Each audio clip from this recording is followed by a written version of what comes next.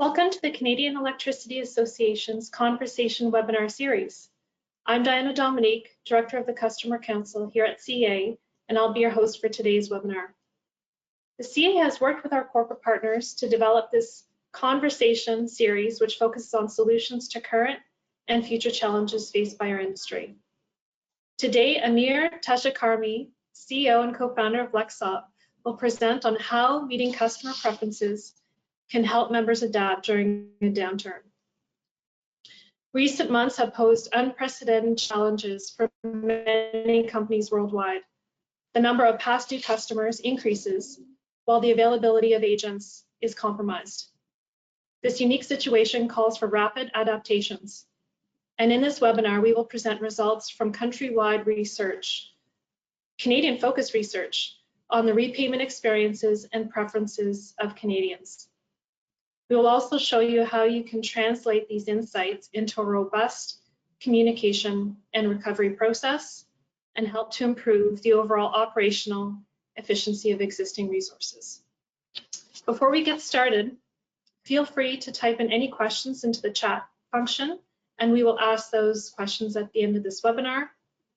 And we'll also send out a survey post-webinar to get any insights or input into this webinar, and also any topics that you'd like to discuss in the future. And we'll reach out to you during this presentation to do some polling. So having said that, Amir, please take it away. Perfect. Thank you so much. Thank you everyone for being here. Just want to take a few seconds to introduce myself. My name is Amir.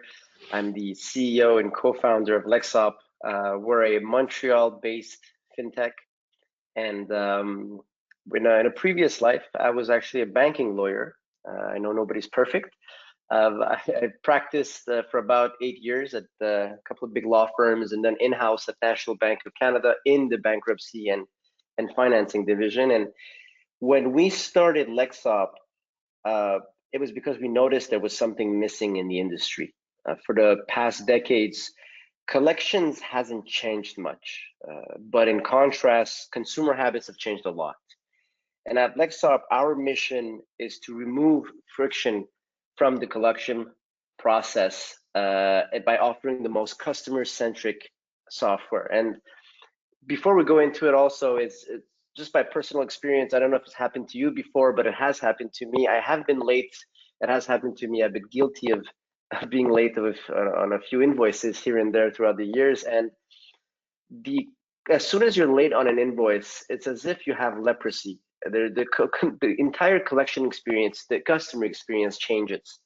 As soon as you call to make a payment agreement, they'll tell you, oh, we're going to have to transfer your collections. And so from that point on, there's complete blind spot between what customers want and what they're getting.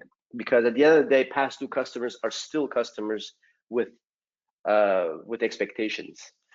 So this is just a little bit of an intro, and during the Q&A, I'll put on my camera so you can also see what I'm doing. But at the same time, just wanted to go into the agenda. For today, first thing, we're going to talk about obviously the current situation, the economic downturn, COVID. Two, we will show you what consumers think of the current correction tactics and what they actually want, what they want, how they want to be contacted, and how they want to pay when they are past due. Number three, we will cover the key takeaways and insights. And finally, I'll show you 4 action steps you can launch right now to take advantage of these insights and improve your customer engagement. And as it was mentioned, we do have a few poll questions just to test your general knowledge. I'll be divulging a little bit of information following this survey that we conducted. So there will be some poll question that we will launch as we go through this presentation.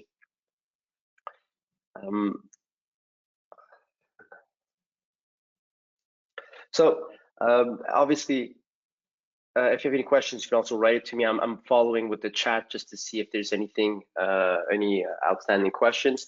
But ideally, we'll keep it at the end and we'll make it more interactive if that's okay with everyone. Obviously, the consequences of the current situation were difficult to predict. COVID has hit companies in two ways. On one hand, we have this economic crisis that is bound to bring even more pass-through customers. And on the other hand, the availability of collection agents is compromised because of the rapid switch to remote work, and also because of layoffs. So once the situation improves, many companies may find themselves backlogged with pass-through accounts, but it doesn't have to be that way. By laying the groundwork now, you'll be able to be positioned to manage a collection department and prevent cash flow bottlenecks. Ideally, we want to implement an effective outreach campaign and a robust recovery system before the pass-through accounts start piling up. So what do we do in such an environment?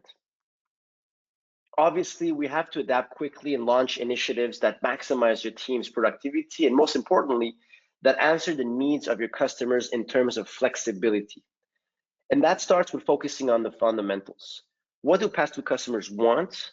What do they respond to? This will be the subject of today's presentation.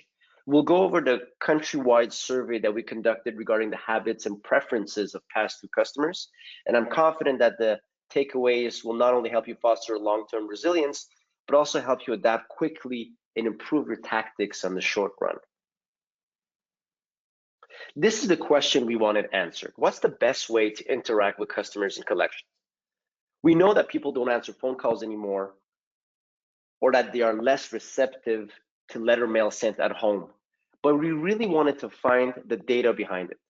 So in Q1 2020, we launched a survey to figure out how Canadians actually receive late bill notifications, how do they go about paying them, and how do they actually want to interact with companies when they are in collections.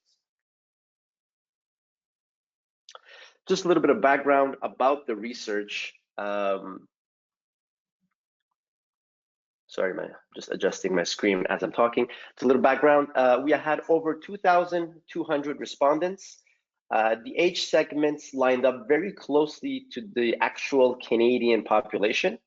And as you can see, we divided the answers by generation. And the reason we did that is to see if there was any outliers or any large discrepancies in habits and preferences between customer segments.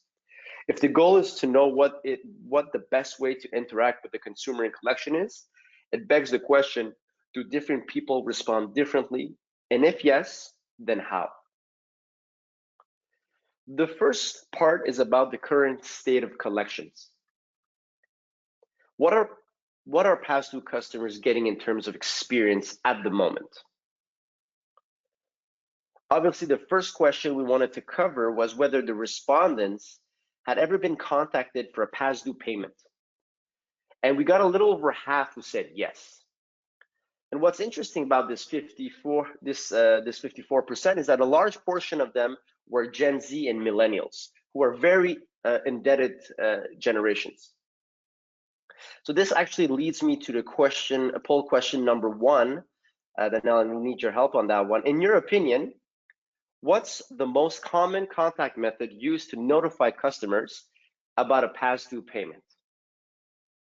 So not what they want, but right now, what's the most common contact method used at the moment in the industry?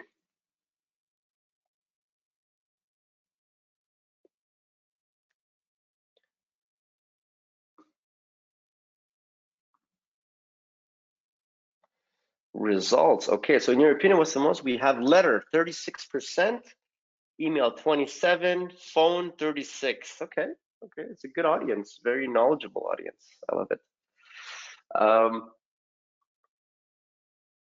So if we actually go into the results now,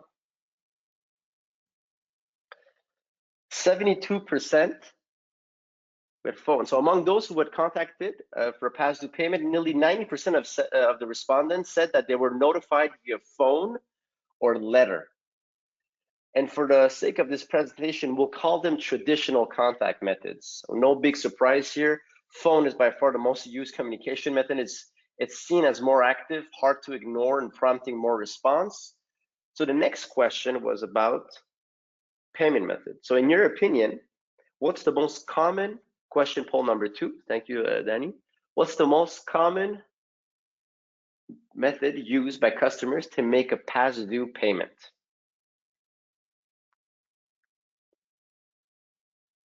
Again, right now, the state, not what the customers want, but what's the most common method used right now by customers to make a past due payment?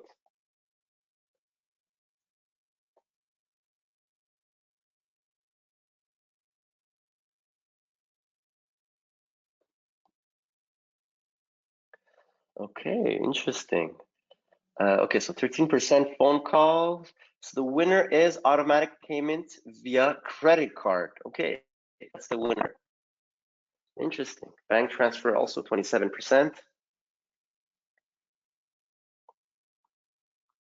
Okay, so let's see the results. Drum roll, please. So when asked what method people are using to make past due payment, a big chunk is done in person at the bank. So that's quite shocking there. And on that same question, more specifically, we noted that a majority of transactions by past due customers is done offline, whether in person, through a phone call, or by check.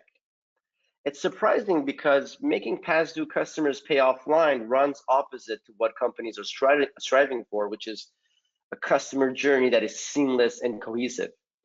In other words, a lot of attention is spent on curating a great marketing, onboarding, and billing experience. But when it comes to past due customers, there's suddenly a blind spot. And here's what I mean. There's a contrast in touch points between normal and past due interactions. Many electricity retailers are ahead of the curve when it comes to using technology to interact with their customers. Most of them will usually provide an online portal on their website where people can sign in, see their real-time usage, and pay their bills. But they're also providing a map on their website to inform their customers on outgoing outages, planned service interruptions. But when it comes to past due customers, some companies will leave them mostly on their own. They won't have access to a full suite of online offers that regular customers do. So they don't experience the same level of care. The default is to send them to a 1-800 number. This disparity between how regular customers and how past due customers pay their bills is what we mean by the blind spot. It creates a fracture in the customer journey that is ruining all the chances of collecting fast without permanently damaging customer experience. Next, we ask questions about people's past due customer experiences and factors that matter the most to them. First, we asked people about the main reason why they were late on their bill. The top answer was that they didn't have access to flexible payment terms. These results go in line with something we already knew at Lexop. Giving customers access to an intuitive and speedy way of not only completing a late payment, but also creating a payment agreement saves them from talking to an agent, which we'll find out later, most of them don't really feel like doing anyway. And obviously, having this kind of self-service functionality in place is what makes the difference when it comes to running an efficient department in times of crisis and retaining customers on the long run. But there's more. Another thing worth noting is that if you add the people who forgot about their bill to the ones who never received a reminder, and if you also add the ones who were on vacation, it totals 60%. This confirms something that we preach at Lexop. A lot of customers don't pay on time, not because they're absolute delinquents, but because they haven't been reached or engaged in a way that suits them. There's a big opportunity out there for companies to reach and engage a low-hanging fruit segment, those who are most likely to self-cure. Next question was how satisfied they were with their experience regarding their past due bill. This was essentially an even split between those who were either satisfied or very satisfied, unsatisfied, very unsatisfied. We then wanted to know in each case when customers were happy, what was the deciding factor, and how does it influence their perception of the company? Among those who were satisfied, the payment agreements and contact method were the most important factor. And among those unsatisfied, we see mirroring results with almost 80% of respondents claiming they were unhappy with their experience because of lack of payment arrangements. In both cases, payment arrangement seems to be an important factor in customer satisfaction. Also, it's important to note that a bad experience made 9 out of 10 respondents consider switching to a competitor. This is important to hear for companies that operate in an industry that has relatively low switching costs. When customers can easily cancel their service providers and switch to a competitor, every interaction counts. One slip up, especially during an unpleasant moment like dealing with a late bill, can sour the relationship permanently and make the customer defect to another brand. Past due customers are still part of your customer journey and they have expectations. Every touch point counts when it comes to customer retention, and collection is one of them, one that is underrated and one that customers are very sensitive to. They want a seamless way to pay their bills. They do not want to feel intruded or receive too many phone calls. They want to have access to flexible payment arrangements. And if those expectations are not met, a large number of them claim that they would switch to a competitor. So to summarize, what does the status quo look like if nothing were to change? Well, we would continue contacting late payers using the telephone. We would make them pay their late bills at the bank, and we would make it difficult for past due customers to make payment arrangements. For the second part of the survey, we kind of switched gears. We asked respondents about their preferences. So initially, we covered what they were getting, but now we're targeting their preferences. Essentially, in an ideal scenario, what would notification and payment of a past due bill look like for them? So this brings us to the poll number 3. In your opinion, what's the preferred contact method to be notified about a past due payment?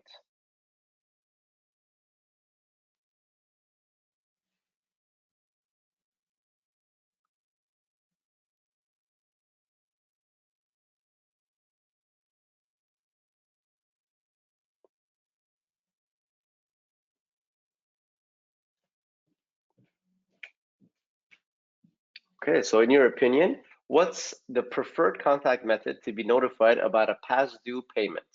So people said text message. Oh, the winner is text message. Interesting. And the other one, email, 43%. Nobody said letter, nobody said phone. Okay, very interesting.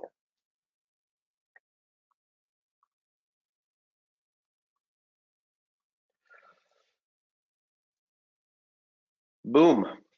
As you can see, the top answer was email, and last one was phone. So no surprise there. But look where letter is. Second place after email. This was very interesting for us. We didn't expect email and letter to be this close. Obviously, email wins, but letter that at 36%. So we investigated further. We dove deeper by looking at the breakdown by generation, and we kind of got surprised. Every generation prefers to be contacted by email, almost everyone, except for the youngest generation, Gen Z. Now, why is that? Of all people, aren't Gen Z supposed to be the most comfortable and accustomed to technology? They grew up with social media, they buy online, order food, they TikTok. So where is this coming from? Why would they forego the convenience and speed of email for a more traditional method like letter? It seemed like an anomaly. So we wanted to know what was the exact reason behind it. So we went ahead and we asked the respondents directly. The answers we got had a common thread. Over 60% of Gen Z respondents wanted to be notified about a past due bill via letter because they already receive a lot of emails from a ton of different places. For them, letters are used as a separate channel dedicated to official, and I have quotations here in my literally business as opposed to the everyday stuff. If they were to receive notices via email, they fear that it might end up in their junk folder. And at that time, at that age, there's also important to note that there's so many other channels of communication that email is not the most preferred ones or the most common one, right? In order to grasp attention. And it's also important to note that many respondents within Gen Z are still in school and have not entered the workforce yet officially. And it's often within a work environment that the importance of email comes to life. So this can be another reason that can explain this anomaly. With that said, let's jump into the next question. Question number 4. In your opinion, what's the preferred method to make a past due payment? So what's the preferred method of customers to make what do they want? How do they want to pay a past due bill?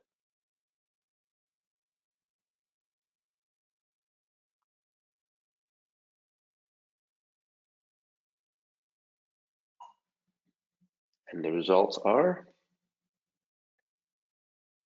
okay, the winner is online web portal. Okay, so what's the preferred method? Online, and then we have automatic payment right after, and then bank transfer. Online web portal, okay.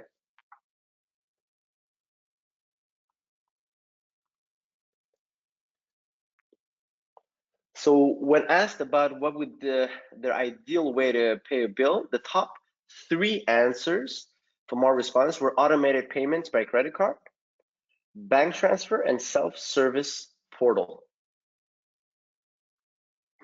Interesting. In other words, online payment methods are favored by far. So you were all kind of right. We're grouping them together here to make a contrast with traditional methods, which include paying in person at the bank, mail checks, and phone calls. Remember that we identified earlier that paying in person at the bank was the most common payment method for past due customers. This leads us to an obvious observation. There's a glaring mismatch between what past due customers want and what they're getting, both in terms of contact method and payment options. First, they've expressed a preference to be contacted primarily by email, yet they report that companies are mainly using traditional contact channels nonetheless. Second, a vast majority of people would rather pay online, yet most of them are still stuck with going to the bank. It's worth mentioning that this preference for online payment applies to all generations, even seniors. However, age does correlate with an increasing preference for the status quo. As you can see, offline payment options resonate more with the older crowd.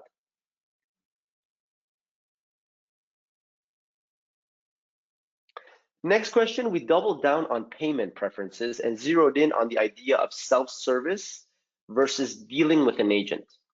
When asked if they'd rather have access to a self-service or direct way to pay online versus calling a customer service agent, a vast majority chose online.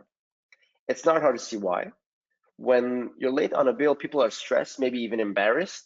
The last thing you want to do in a situation is wait on the phone and then have to explain yourself to a stranger. So self-service payment gives your customers the option to pay on their own terms and go about their day. Finally, we closed off with the last question. At Lexop, we're dealing with utility providers, telcos, banks, lenders, and other industries. We were curious, in the event that a person is late on multiple bills, which one would they pay first? Which one would they pay last? Turns out the top priority for most was their electricity bill. No surprise, people need their lights on. It's a basic necessity. Number 2 is insurance. It's required by law to have car insurance or home insurance, in particular some people's assets. The answers were also very uniform across generations. It's a very relevant piece of information for companies because chronic late payers tend to be late on multiple bills at the same time. And we are dealing with a very volatile economic situation that promises more delinquency. So inevitably, almost all providers will be affected by this. Obviously, the ones who are down the line here will be affected more than electricity, but it is still something that you have to consider. It's now more important than ever to keep communication channels open, keep customers engaged, and not to be found with a huge backlog when things return to normal. And by normal, I mean basically no more federal aid. So to conclude, what were the big takeaways in this research? Number one, the three factors that move the needle in terms of customer satisfaction are contact method, payment arrangements, and self-service experience. In terms of contact method, are you contacting customers mainly through letter, mail, phone, or are you calling them too often? Payment arrangements, are they able to self-serve? So these are three important factors that you have to take into consideration. Number two, we've seen that digital contact is widely preferred, but there are customer segments who prefer traditional channels, notably Gen Z. This tells us traditional channels will still have their place. Obviously, digital should be prioritized, but for certain segments, it should be used in conjunction with traditional channels. Number three, the collection strategies currently used do not match what customers want. We have a friend at Frédéric Jacques, is a partner at McKinsey, and he's a leader in collection practices. He wrote several articles about this very subject that are worth citing here. His team ran a similar survey in 2019 for credit card customers who recently fell into delinquency. Their goal was essentially the same as ours: understand how past due customers experience outreach, how they prefer to be contacted, and how the impacts of different approaches were affecting them. The results confirmed our results on multiple fronts. So I'll show it to you here. Similar to us, they found a large discrepancy between the contact channels companies are using and the ones that customers prefer. 65% of outreach to past due customers is done through traditional channels that include phone, voicemail, and letter. And just like we found out, most respondents in their survey preferred to be contacted by email and SMS. Their research went a step further than ours. They segmented respondents by balance and risk. Turns out that the preference for digital contact is universal. It applies no matter the risk level. So what are the consequences of this mismatch? McKinsey gives us a very concise answer. The channels that companies are neglecting, email and SMS, are the ones preferred by customers and the ones that yield the best results. It's about conversion. Anybody who's done collection knows rule number one is catching the person's attention. And once you've done that in the right way, you have to convert them to paying. And that is done through the right appropriate channels.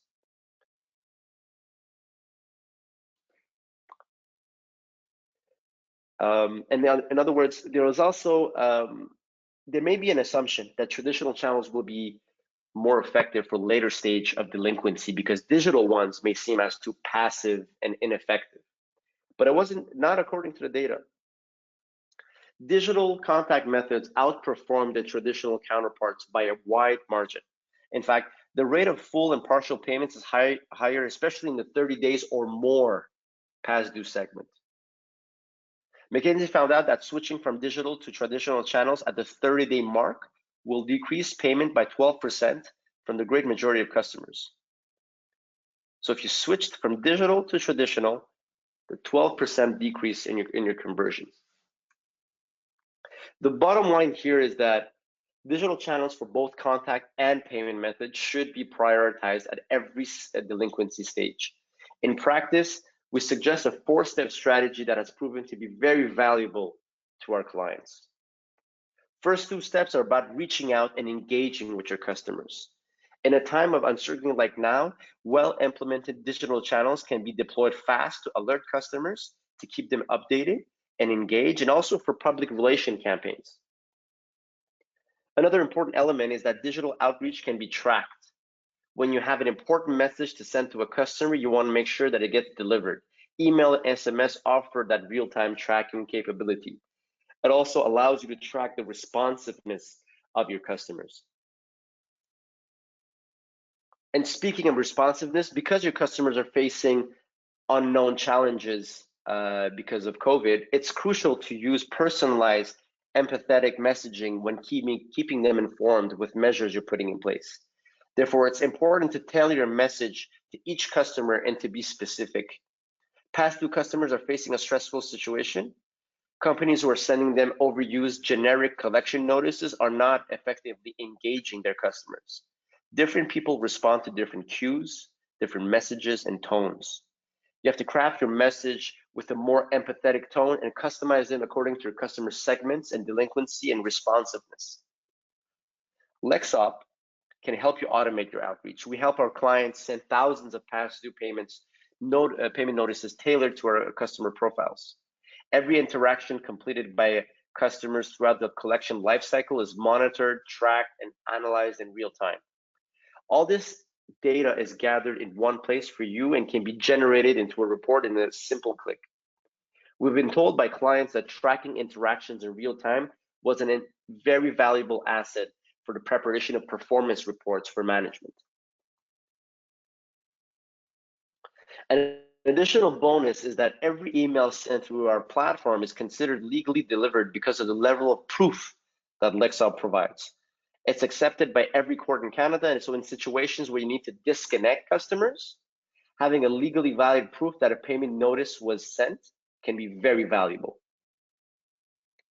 One last thing about messaging that is worth mentioning is that you want to avoid situations that would make your customers think that the message is phishing.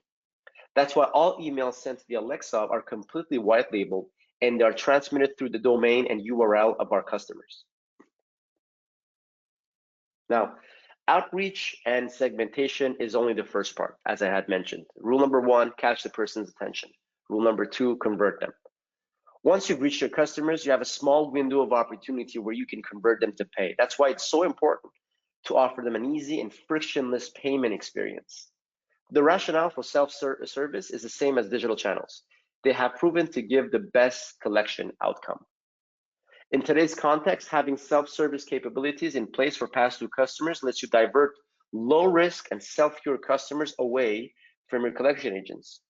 It reduces call volume and allows your team to focus on more complex accounts.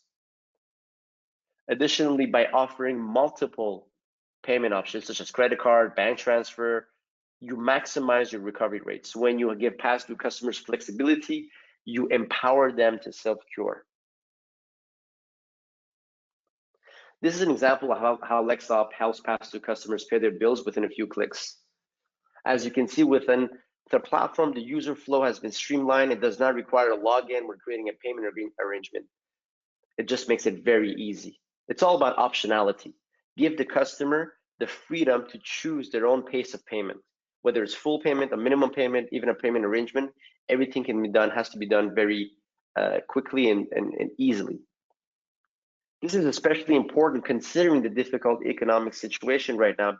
Therefore, having flexible payment options, you help ease the financial burden of your customers, and ultimately you benefit from it.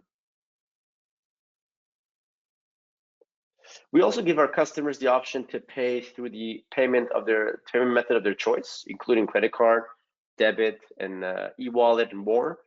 Going back to the importance of messaging, every interaction you have with the customer showcases your brand and is an opportunity to build trust. Action step number 4, final initiative is to improve your collection campaigns through analytics. If you don't track your customers' behavior in real time, your collection process remains static. Your team has no way to understand the reasons for late payments, and they have to be able to fine-tune their outreach campaigns. Empowered with the right data, you could identify optimal communication templates, pinpoint the best time and channel to reach customers, and derive their likelihood of payment. In other words, implementing the right tool to track and analyze data provides you with actionable insights you can use to hone your collection process and improve contact and payment rates. In short, Lexop solution consists of 3 parts working in tandem to create a feedback loop.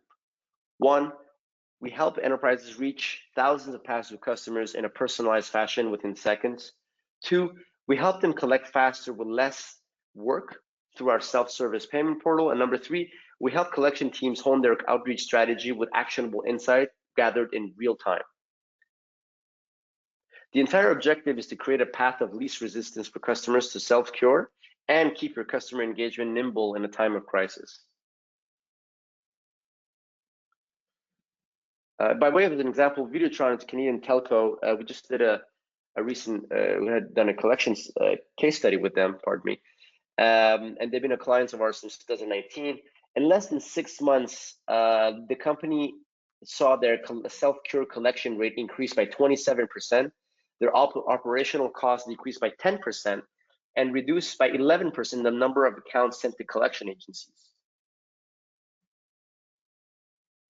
And although some collection recovery activities may have decreased, Lexop is at the end of the day a communication platform, and you can use it to send personalized messages to keep customers up to date and engaged. So when it comes time to collect, you've done the work, the customers are informed, and they're well positioned for repayment. That's it. That was faster than I thought. I did good, I think. Thank you for your time. Thank you for your attention. I really appreciate it. If you have any questions about the study, about what we do at Lexop, or want access to our white paper with all the results, insights, here's my contact information, amir@lexop.com. In fact, I wanted to do a little test. Send me an email. I'd like to send with a collection request with your own branding as a result, just for you to see what it feels like to have a self-cure platform. So I'll customize an outreach depending on your company with the same logos.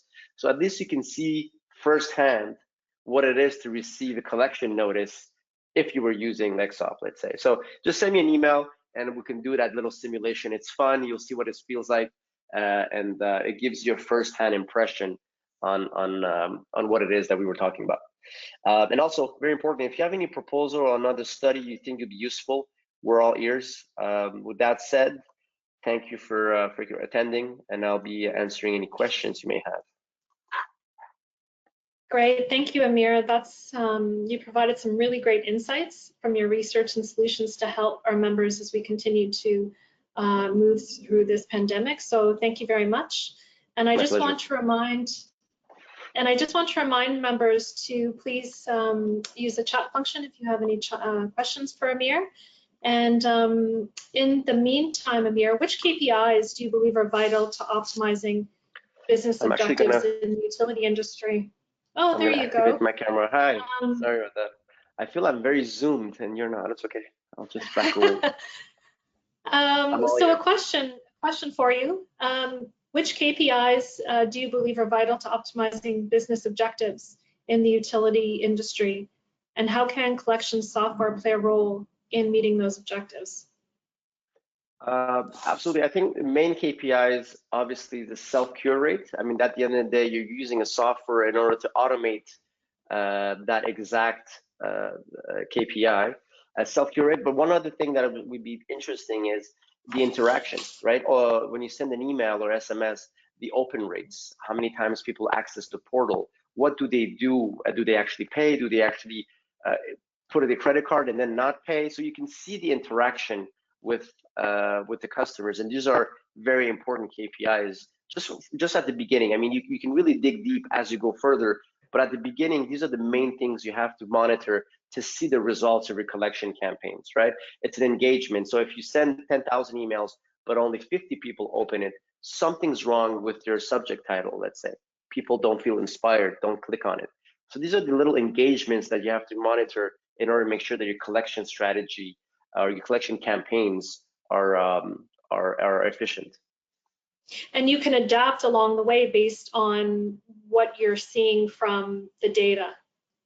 Yes, absolutely. I mean, at the end of the day, that data is there to allow you to polish your collection campaigns.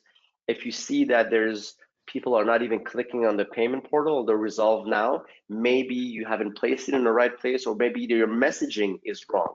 Maybe it's too aggressive. People are 30 days past due, don't deserve the same messaging as the people who are 90 days past due. So these are the things that you have to be able to take into consideration. And I guess you had mentioned in your research, in your presentation as well, that for every generation, Does the tone and the messaging change? Obviously, we know the platform is a little bit different, or the channel, but I guess I'm curious about the tone and the messaging as well. Absolutely. Templating is something extremely important.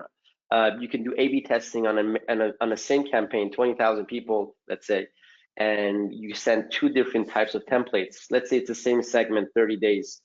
Some newer generations, you can allow yourself to be a little bit more direct. Whereas a little bit older generation, there's a little bit, your tone has to be very proper. The introduction has to be very contextual. So there's a templating and messaging is extremely important. So I have a question here for you. It said, I missed who answered your 2,200 person survey. Were they specifically electricity customers or other? It was general. It was just general Canadians about their collection experience, past due experience. So we had electricity, we had telco, we also had banks. So it was basically just the experience of being past due. So it was general. It was general. Okay, great. Thank you. And then given the financial climate right now, in your opinion, where do you see the future of collections for the utility sector in, let's say, the short and medium term, and if you can, long-term outlook based on your experience and your research and working with different industries? Absolutely. I mean, we're in Canada. We have our cold temperature, and during winter time, there's a moratorium on disconnection. So you can. The biggest leverage telcos or other industries have is I'll disconnect you, and a lot of electricity companies can't even do that, right? So you have all the leverage is out the door. So even more, it's even more important now to be flexible with these customers, to retain them, even if you can't get the full payment now. Doesn't matter, get the payments coming in, at least you can retain them, get a little bit of money coming in instead of nothing. And that comes through flexibility. As we mentioned, payment arrangement is the most important factor. So within, I wouldn't even say 2 years, within the next 6 months, that's what has to be the next focus, which is all about being flexible. And being flexible requires a little bit of engagement. So if you wanted to do it always by phone, you would not have the bandwidth to cover all the backlog. So you need automation to be able to handle those payment arrangements. So this is the main thing I would say. Flexibility and payment arrangements, and being flexible around payment. That's right. And something interesting in your presentation as well, you mentioned, and we're just going back to tone, you'd mentioned compassion.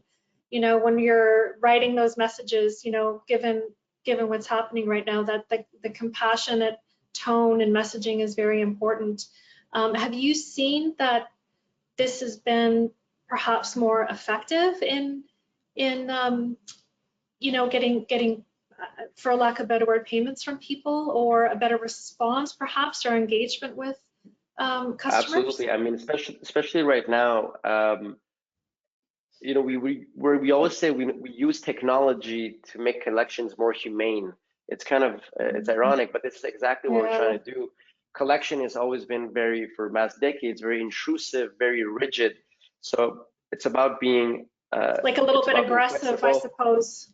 Always. So starting a message with saying, no, we notice, we do some templating, we help our customers with their templates, and one of the templates that works the best is, hi, Diana, we noticed that you're late on an invoice, but don't worry, it's probably a mishap. Here are your options, here are your solutions. So not just saying you have to pay, it's here are your options. And it's always, I guess it's more digestible. You can, it's more acceptable when you have options than you when you're imposed something.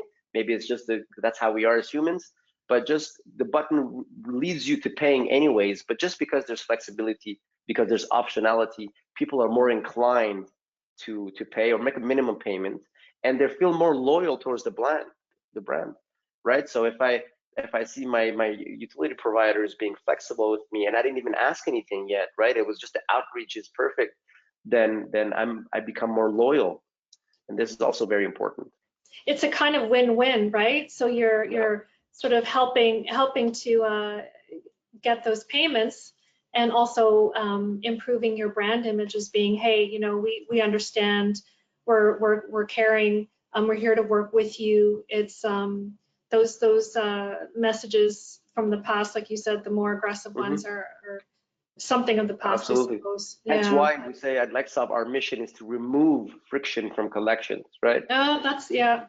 That's the whole that's the whole premise behind it. Everything that we do, we don't do it for the utility provider. Our mission is to help pass-through customers pay their bills. But by ricochet, our clients benefit from it also. We do it by selling our software to bigger companies, so there's more consumers that could benefit from it. Great, thank you very much. Great conversation. Really appreciate your time with us today, My Amir. pleasure, thank you. And based out of Montreal, so down the road.